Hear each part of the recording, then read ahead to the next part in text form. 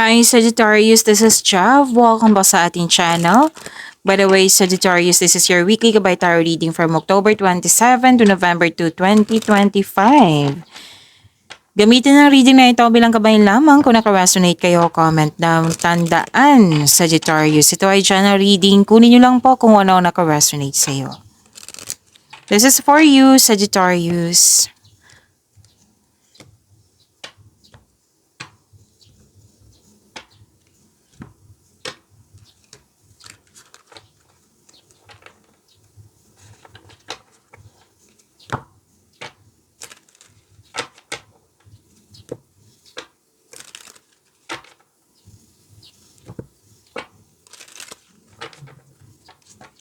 Para po kay Sagittarius ngayong October 27 to November 2, 2025. Paalala lang po, Sagittarius, kung nagmamadali kayo, I think this is not for you kasi this is your weekly Gabay Tarot reading, meaning to say, this is long reading. Kung naiinip kayo, then hanap muna kayo ng iba. Kasi nakatanggap ako ng bash the other day. Oo, nagmamadali.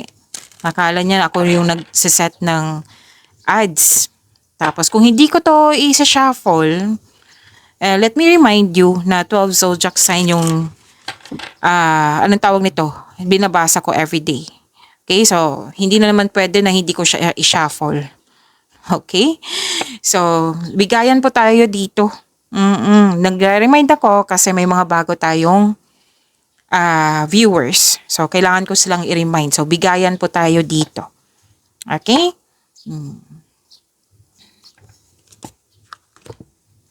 So, this reading is para sa mga nagstay dito sa channel natin.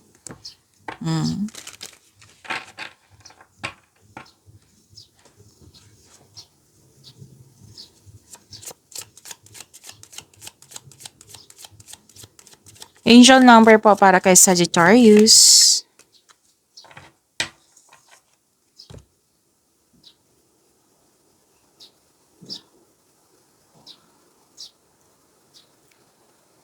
Angel number 444. Trust your journey, trust the way your life unfolds, and trust that you are where you need to be at the present moment.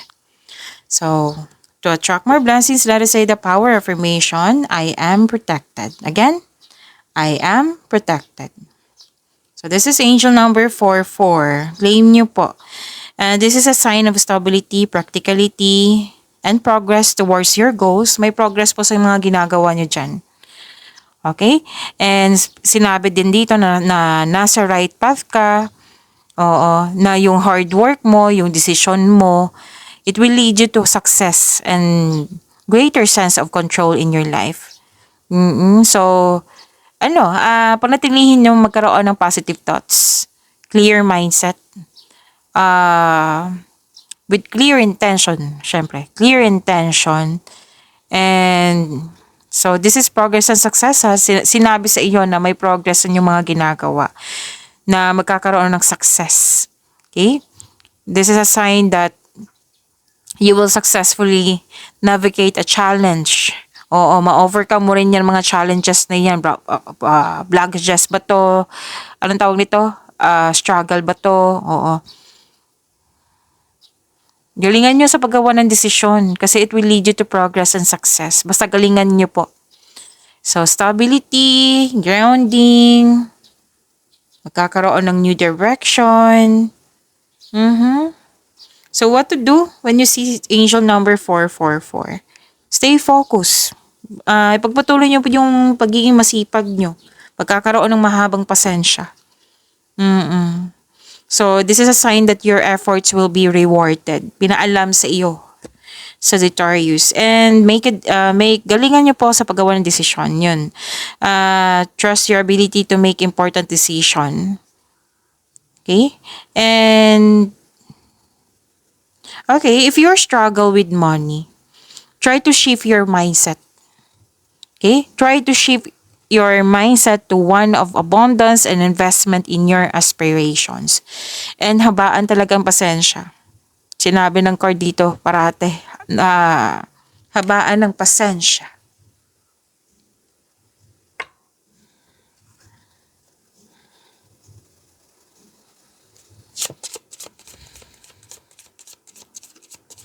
Maraming salamat po sa inyo patuloy na suporta. Sa mga nag-donate, sa mga hindi nag-skip ng ads, maraming salamat po. Sa mga hindi pa nag-subscribe, subscribe na po kayo at click bell notification para malaman nyo na may bago tayong video. Para sa mga gusto magpa-reading po, comment po kayo ng personal reading. Again, comment kayo ng personal reading and check my reply sa comment section. Oh, this is an action also. May sinabi dito, 'di ba? Okay. May masculine energy din dito. Pwedeng malaki ang kanyang influence po for this week. Pwedeng ikaw to, pwedeng siya. Pwede din na may mga pagkakataon dyan na binigyan mo siya ng agarang aksyon na walang mamaya na, kundi binigyan mo siya ng agarang aksyon or reaction. And career stability, prosperity is yours. May dumating opportunity. Opo. Opportunity or project na bibigyan mo ng long-term plans. May bagong simulat po dito. Pwedeng kakasimula mo sa connection sa isang tao, sa trabaho, sa project. May humihingi ng attention sa iyo dito. Pwedeng inner child mo or literal na bata. Ang ilan sa inyo dito na hired kahit walang experience, na hired po.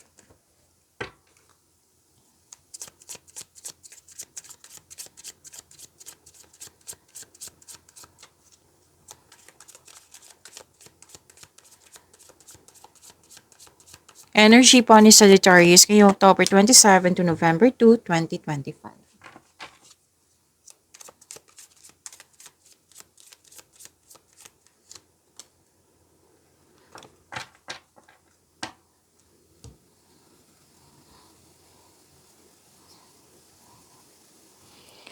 Para sa mga bago dito, paalala lang po.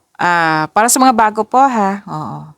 Paalala lang po, kung may napansin kayo na repeating message, yan po yung pinupush ng card sa inyo. Like for example, nanood kayo sa inyong monthly Kabay Tarot reading, second half of the month of October, daily Kabay Tarot reading, at dito din sa inyong weekly Kabay Tarot reading, at may napansin kayo na repeating message, yan po yung pinupush ng card sa inyo na kailangan yung bigyan ng atensyon, solusyon at aksyon kung maaari po. So na yung energy ni Sagittarius.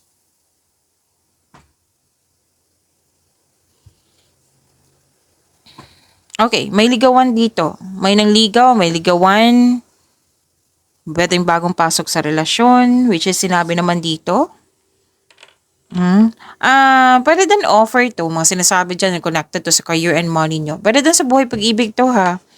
Let's say may bagong tao dyan or bagong offer. So sinabi ng card dito, observe ka muna, kilalanin mo na mabuti kung chances ito, offers to sa iyo, alamin mo na mabuti. Okay? Kilalanin at alamin. Yan yung assignment nyo. May pangyayaring aminan, posibleng proposal po. So may parating na offer nyo, opportunity or project, which is sinabi naman dito. And very supportive yung, pwedeng boss, amo. Very supportive sila. Tapos may promotion din ako nakita dito, pag-angat ng iyong posisyon, sweldo, kita, allowance. Oo. Kung feeling mo may araw na stagnant kayo, isipin niyo po yung inspiration niyo sa buhay para ma-enjoy mo yung mga ginagawa mo dyan. And ang ganda kasi may good news po, makaka-receive kayo ng good news. Pwede din na may bago kang pet, bagong kasamahan, bagong kaibigan, bagong gamit na magbibigay ng pampers sa iyo. Okay? So may bagong inspirasyon si Sagittarius.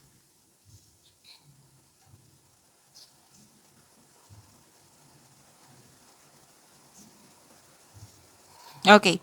Nakita ko dito marami kang naisip na bagong ideas para sa ikakabuti ng iyong relationship, negosyo ba, trabaho ba, kaperahan. Nakita ko rin dito na may nagkaroon ng panahon sa group of people and I believe this is your family. Sa mga bata, nagkaroon ng time nakita ko yung pag-aalaga. Pwedeng ikaw yung inalagaan or kayo ang nag-alaga. Opo. So, ang ganda. Claim nyo po, Sagittarius.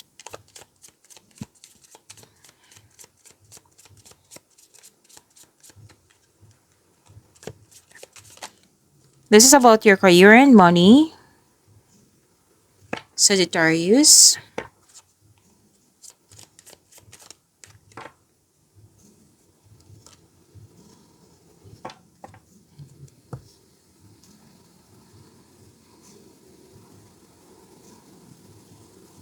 Oh, okay. Nakikita ko dito na this is wealth eh. This is, okay, wealth. May malaking blessings kayong natanggap at naging generous kayo, Sagittarius. Financial stability, kitang-kita ko po dito. Some of you, most of you, nasa posisyon or may-ari ng negosyo. Oo. And may leadership role ako nakikita dito na binigay sa inyo, or leader na kayo dyan na ginampanan mo ng maayos yung role mo or yung mga ginagawa mo. Ang pagtaas ng tagumpay sa inyong kaperahan at katatagan ay hawak mo na, Sagittarius. May parating na kasosyo po or may magbigay ng puhunan sa iyo upang tulungan ka sa pagkamit ng iyong layunin. Pwede din ano to ha, di ba? Puhunan, pera. Pwede din ideas. Pwede din na moral support.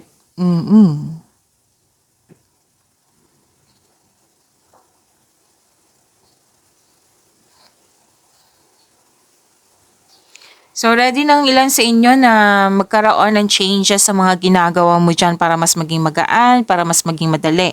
Pwede din literal to na changes na change career. Kasi, ang aksyon na ito, gumawa ka ng aksyon kasi you want growth. Basta po may gagawin kayo para magkaroon ng growth sa career and money nyo. Pwede din na may issue. Oo na, nagpasya ka na, move forward na ako. Ipagpatuloy ko itong mga gawain ko, move forward na ako. Pwede din.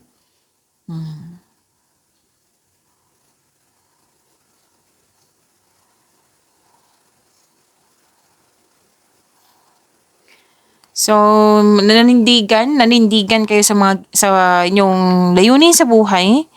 At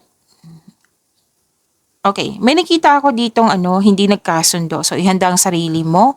And may dumating talaga dito na opportunity na bibigyan mo siya ng agarang aksyon. Na which is lumabas dito kanina. Yung hindi na mamaya ng ngayon na.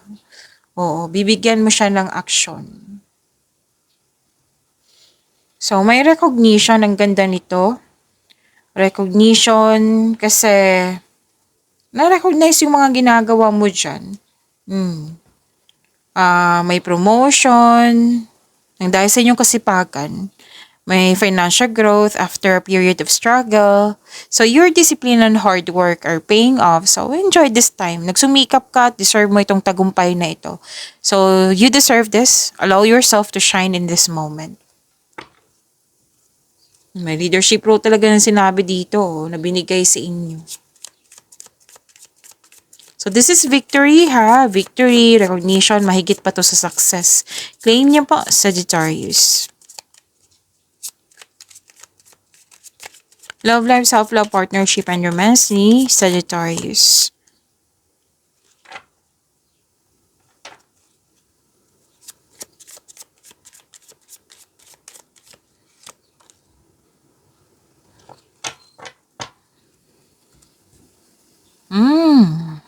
Okay. Nakikita ko dito na nagkaroon po sa mga single, ang ideal type niyo po ay stable, grounded, and trustworthy. Sa mga relasyon, sa buhay mag-asawa, sabay-sabay kayo nagtayo ng trust and stability. Ayaw nyo ng away. So this card tells you na you need to take things slow if you want the relationship to last. Don't pressure yourself. Don't rush things. Okay? So this is long-term abundance and steady progress. Okay. May nakita kasi akong controlling person dito. Pwedeng ikaw to, pwedeng siya. Pwede din naging toxic po or toxic place. Pwede din na lust over love. Like for example, yung kaibigan mo nagkwento na committed siya. Tapos na committed siya pero may temptation. Oo, tapos nagkaroon ng lust over love. So, na problema niya, problema mo rin. Pwede din ganyan. Kung hindi man ikaw to, kung hindi man to sa partner mo, pwede din sa kaibigan mo or kung sino man yung taong malapit sa'yo. Or di kaya, kung wala yan, may concern ka sa controlling person talaga. Naging toxic. Or di kaya may ginagawa kayo dyan na alam mong hindi nakakabuti sa'yo, pero ginagawa mo pa rin. Like for example, babad ka sa trabaho. Overspending sa trabaho na alam mong dapat magkaroon ng balance for yourself, to your partner, to your family, pero ginagawa mo pa rin pagpatuloy mo pa rin yung pagiging masipag mo sa trabaho. So, kailangan balance. Okay? So, ang advice po kasi dito, freedom and recovery ay kailangan po. Pagyamanin niyo po yung blessings na binigay sa inyo, Sagittarius. See you tomorrow. Maraming salamat po.